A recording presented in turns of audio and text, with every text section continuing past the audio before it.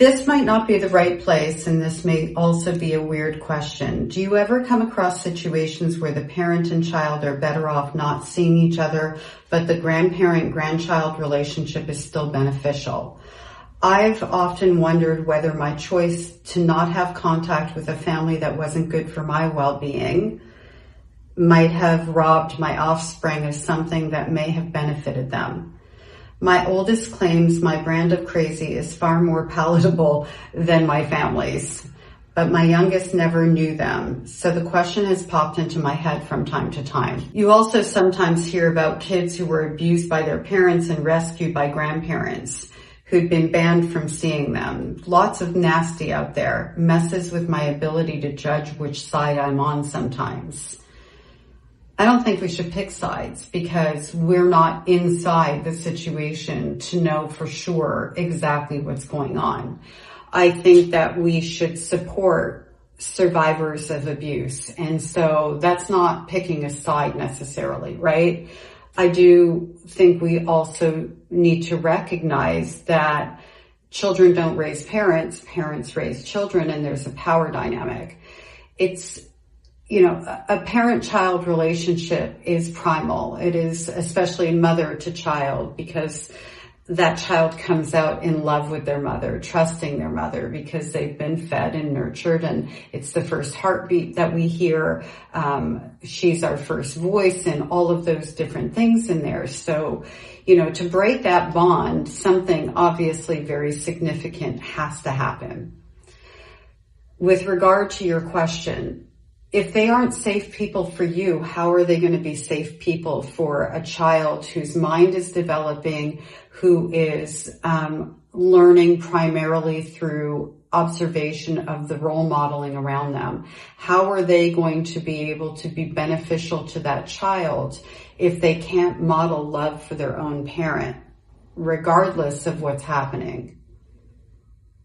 There's a subtle thing that happens when you have a grandparent have access to a grandchild who is clearly not able to manage their relationship with that grandchild's parent.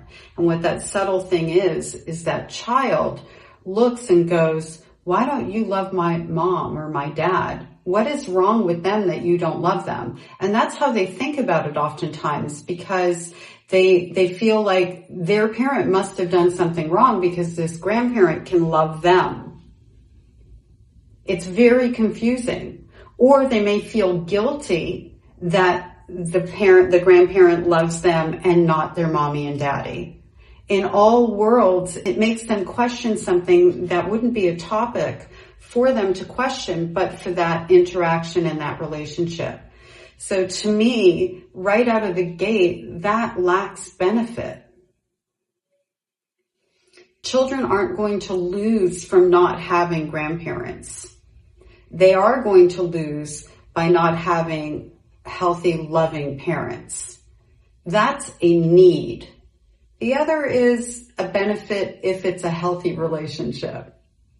I hope this answers your question. And I don't think that your question, by the way, was out of in the wrong place or anything like that. This channel is dedicated to talking about the dynamics of family relationships. I specialize in narcissistic abuse. I'm a survivor of a narcissistic family system. I'm also a therapist, and I work with clients who are primarily from those types of systems.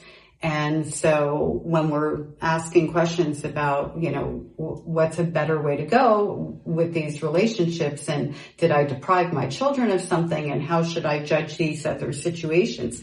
It all ties in. You're in the right place.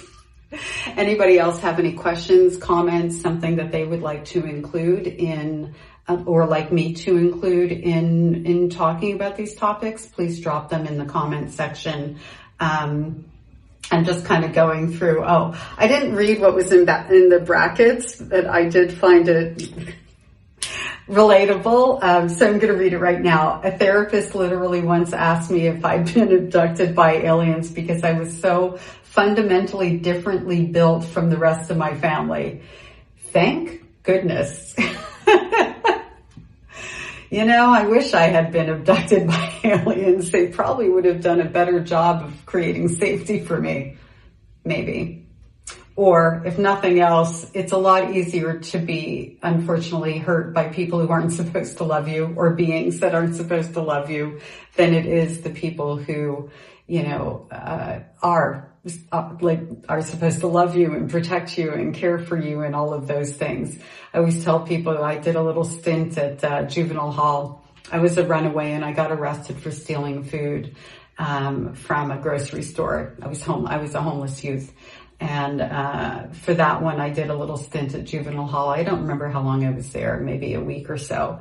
And I got to go to school every day. I got fed every day. I knew when I was going to get fed. I knew what I was going to get fed. I had a bed to sleep on, and it was a much better experience for me than being in my own home.